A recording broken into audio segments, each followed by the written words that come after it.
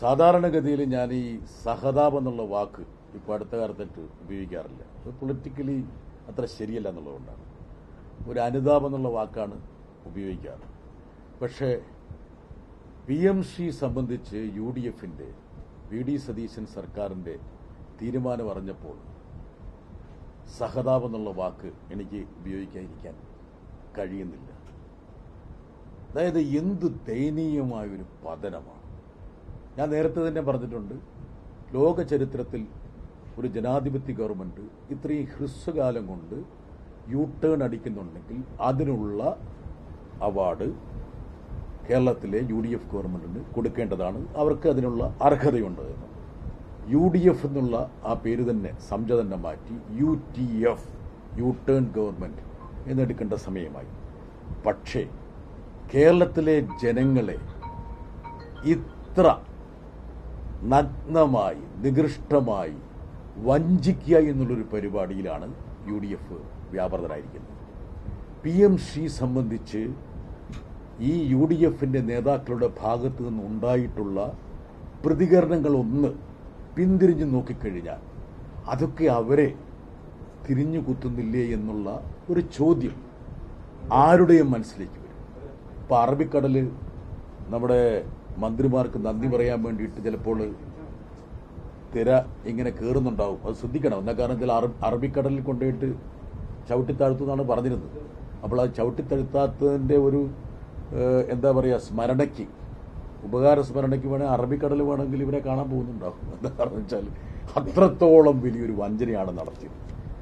എൻ്റെ മനസ്സിലേക്ക് വരുന്നൊരു കാര്യമുണ്ട്. ജർമ്മൻ ദാർശനികരായ ഫെഡറിക് നീഷെ സ്ഥിരമായിട്ട് നുണ പറയുന്നവരോട് പറഞ്ഞൊരു വാചകമാണ്. അത് തെറ്റായിരിക്കാൻ വേണ്ടി ഞാൻ കോട്ട് ചെയ്യുക.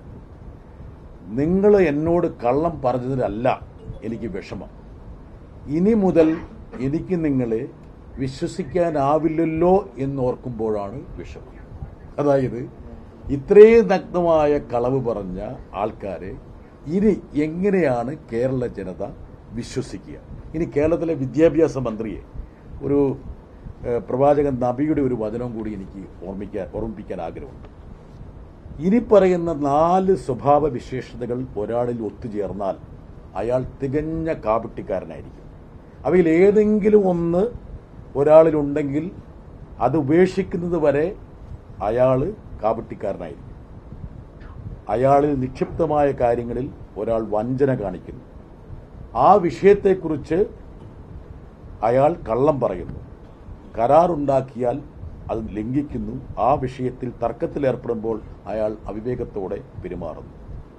യഥാർത്ഥത്തിൽ നമ്മുടെ വിദ്യാഭ്യാസ മന്ത്രി ഈ നബി വചനങ്ങളെങ്കിലും ഈ PMC സംബന്ധിച്ച് ഇങ്ങനെ വലിയ പ്രസ്താവന ഇറക്കുമ്പോൾ ഓർമ്മിക്കേണ്ടതായിട്ടുണ്ട്.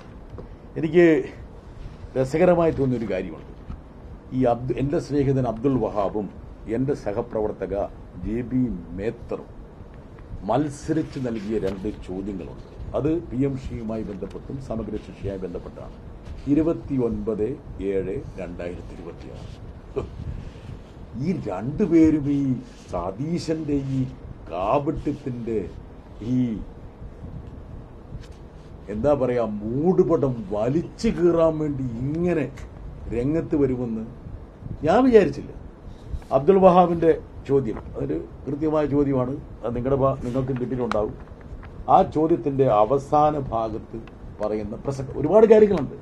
പറയുന്ന ഒരു കാര്യമാണ്, therefore the states that do not sign the MOU or ശ്രദ്ധിക്കണം withdraw from the scheme stand to miss out on these benefits of PMC scheme.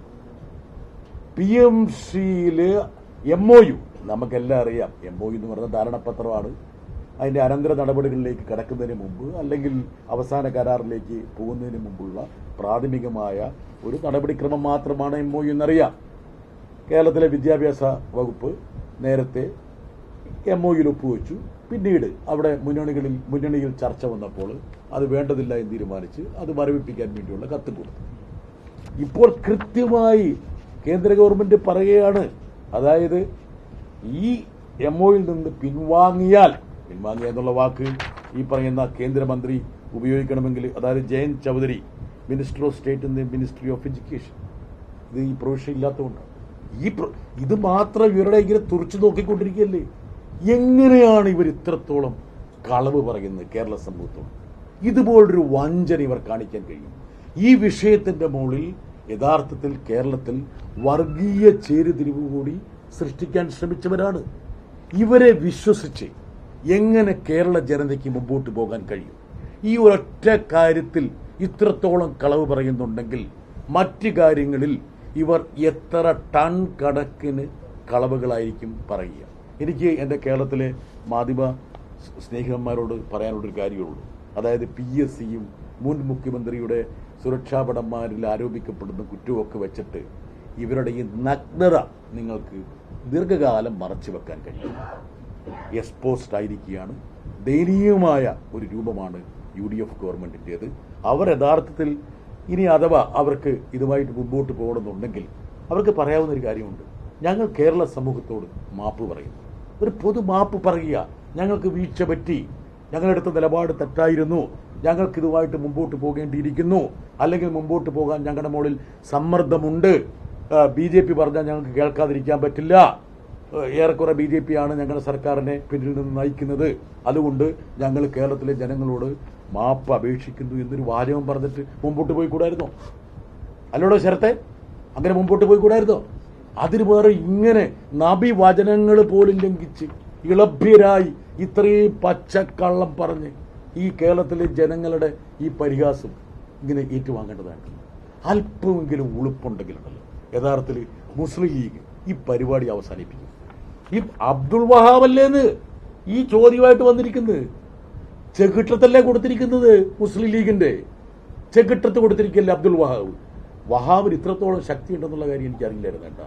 പക്ഷെ വല്ലാത്ത മാരക പ്രഹരമായിപ്പോയി ഈ അബ്ദുൾ വഹാബിന്റെ ചോദ്യം. അതുപോലെ JB മേത്തറിന് സതീശിനോട് അത്രയൊന്നും ഇഷ്ടമല്ല.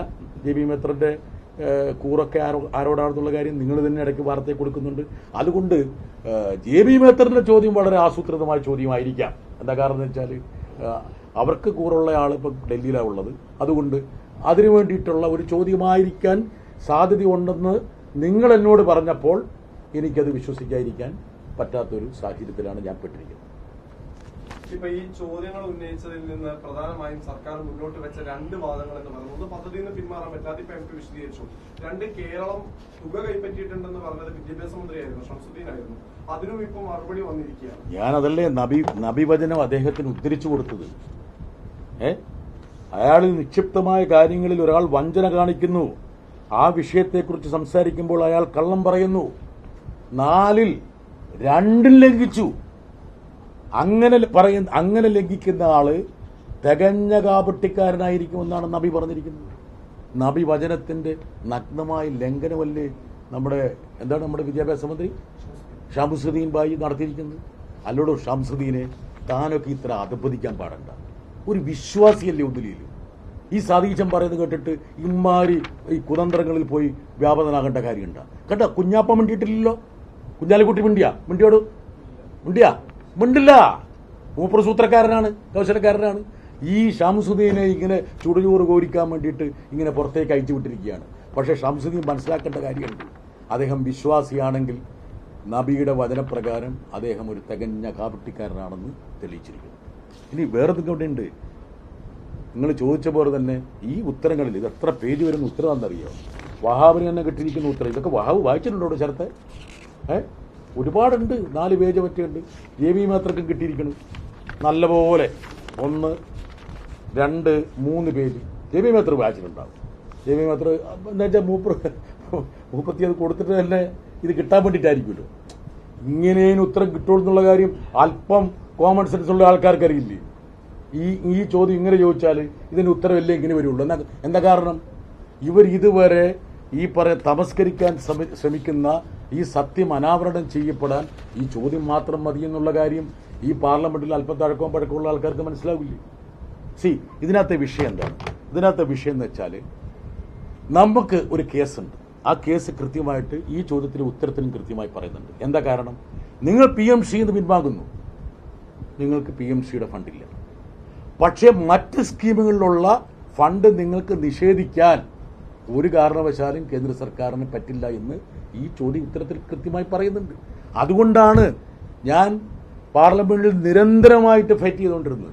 അതായത് സമഗ്ര ശിക്ഷയിൽ നമുക്ക് അർഹതപ്പെട്ട ഫണ്ട് PMCയുമായി ബന്ധപ്പെടുത്തി നിഷേധിക്കാൻ പാടില്ല, പറ്റില്ല. എന്താ കാരണം? ഒരു കേവലപരമായ യുക്തി. ഞാനിത് മുഴുവൻ പഠിച്ചുകൊണ്ട് പറയാം.